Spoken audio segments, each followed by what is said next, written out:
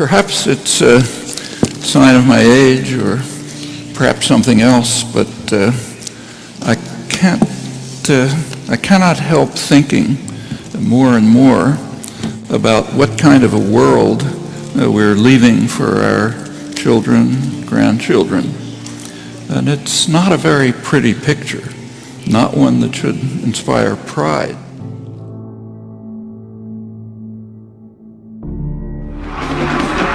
Friday Night Lights. Part of American tradition for as long as most of us can remember. It's a really big deal. It means a lot. But the American flag not welcome for students to wave inside this stadium last Friday night. In a video shared on Twitter, a police officer is asking Brandon Conrad to leave. The flag being a symbol of our country and everything being taken away from us, it kind of a double standard almost. An uproar in South Carolina after a high school bans the American flag from a football game. It happened over the weekend. Travelers Rest High School opposing rival Berea High, which has a large Hispanic population. The principal of Travelers defending the decision to ban the flag, saying, quote, "Any decision to not allow the American flag to be used in an improper, taunting, unsportsmanlike manner is first and foremost in the interest of promoting the safety and well-being of all in attendance at school events. Students who tried to enter the stadium with the American flag were turned away. Are we forcing the retreat of the American flag?" Very much so. We're forcing, well, think about all the retreats we're already having, whether it's capitalism, traditional values, faith, different retreats we've already had in public spheres. All of those things add up to what America has represented, what our founders gave us. And you start to abandon all of those, you start to abandon a lot of the symbols of America. You got a bracelet, I know, when you came in today. I see many of you are already wearing it. And it has underneath it the words dignity, respect, and acceptance. A belief, a core belief in diversity and inclusion, where each person here feels accepted, valued, and safe. We insist on a culture of respect, and we recognize that words and actions really matter. The absence of words and actions also matter. We respect and seek out inclusion of our differences, realizing that we learn from each other, and we do not tolerate words of action or actions of hate and disrespect.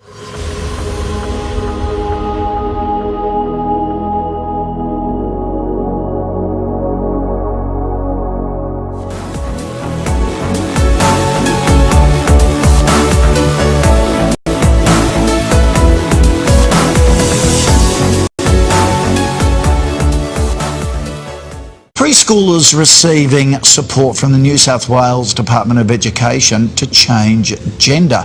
The 4-year-old is hoping for a sex swab before the first day of kindergarten. Yeah, there's been a wave of young students apparently who are seeking to transition. Saying that Chicago needs to move out of the 19th century, a transgender Chicago woman is suing the city over its ban on female nudity in bars. The federal lawsuit says it's unfair that men can perform in bars bare-chested, but not women. And even now, riding the subway, ignoring the sneering glances at my lipstick and legs and 23-year-old B. Sullivan Knopf is a self-described queer transgender woman, poet, playwright, and performance artist.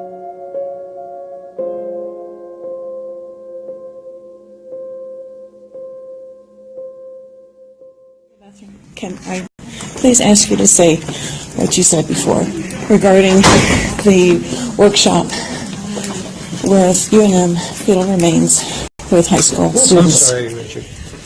Yes, we had a faculty member who in fact obtained some tissue, and during one of these summer workshops dissected I think 1 or 2 fetal brains. Is that from Dr. Boyd's? Oh, I'm not sure exactly.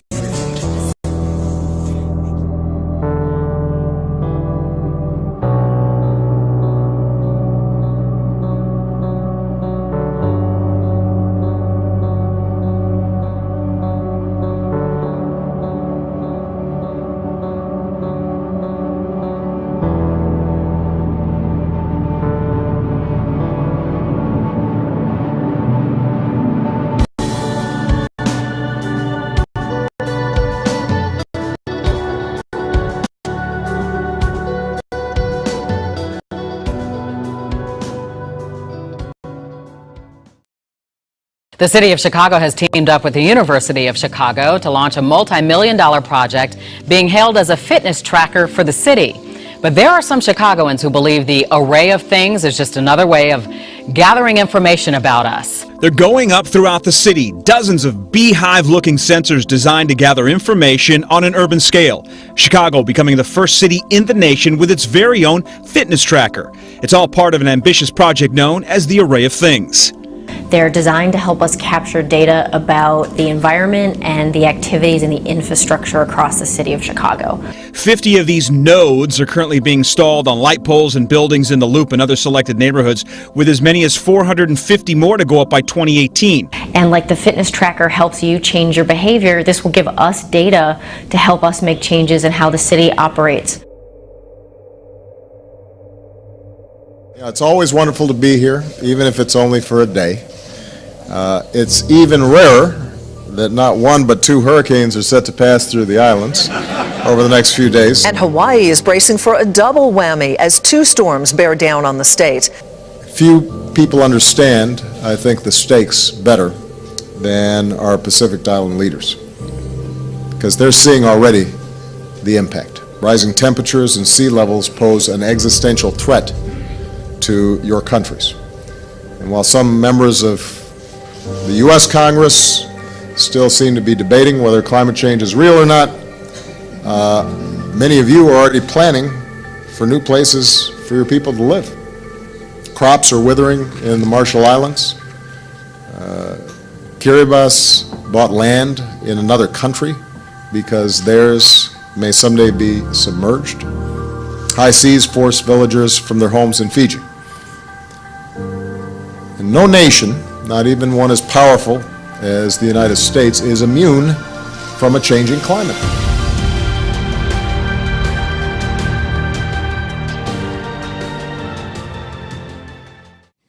Where glaciers are melting at a pace unprecedented in modern times. And it was a preview of our future if the climate keeps changing faster than our efforts to address it.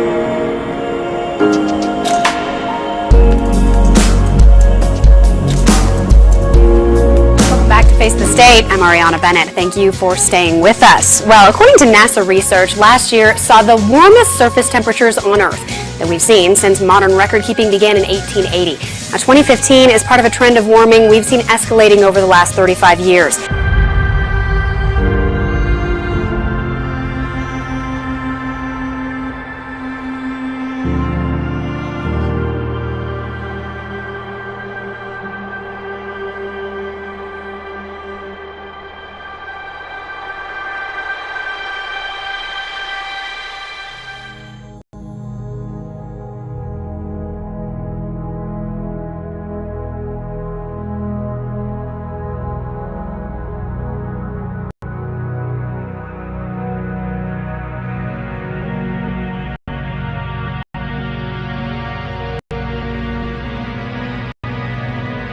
But for so many at once is unheard of.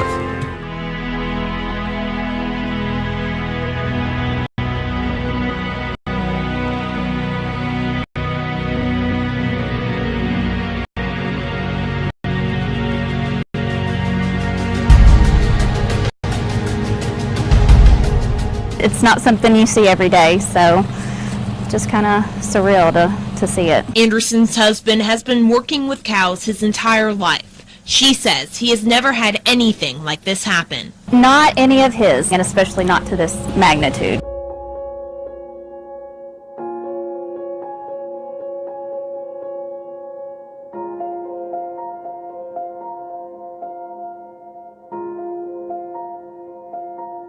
Our South Jersey Bureau, as many as 20,000 dead fish have washed up in Little Egg Harbor. Officials say it is the second largest fish kill in less than a week. A bit of deja vu. This comes just a day after crews finished cleaning up a large fish kill in the area. I've been here in this marina for 4 years now, and I've never seen a fish kill like this.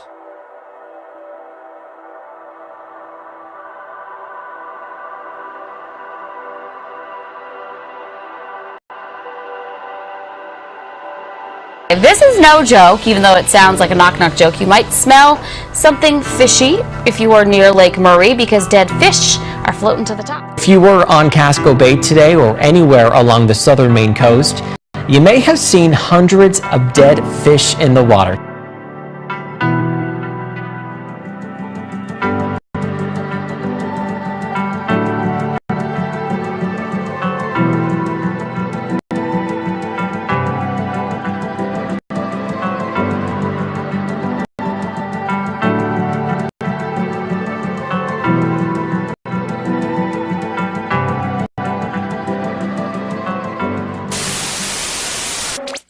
At home, we just felt an earthquake right here in the studio. Lights were shaking, desk was shaking, building was shaking. We bring in meteorologist Joe Loria. Joe, what just happened? Yeah, we're trying to figure it out. I do know it was felt as far south as Oklahoma because I'm seeing some tweets from there. But I've gone through some earthquakes back east when I was growing up in New York. I've never ever felt anything. That was a pretty big rumble. The desk was really shaking. What we just so were the lights. Lights were shaking, and this entire studio is just concrete.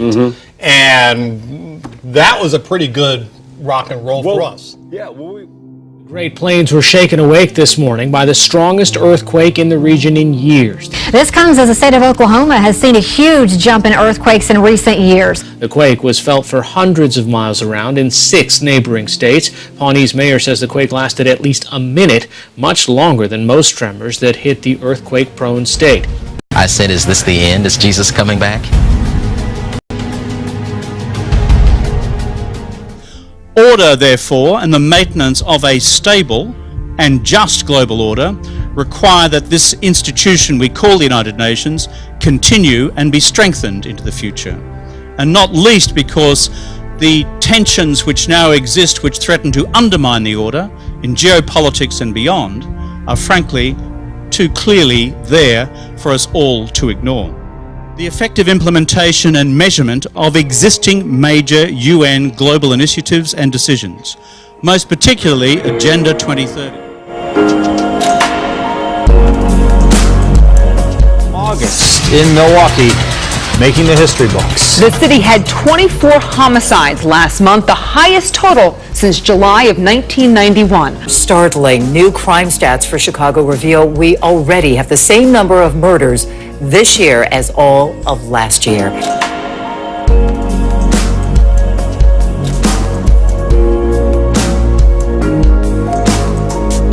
I said, is this the end? Is Jesus coming back? It's not a utopian mission, it's a very practical mission of how we can improve the common interests of peace and security,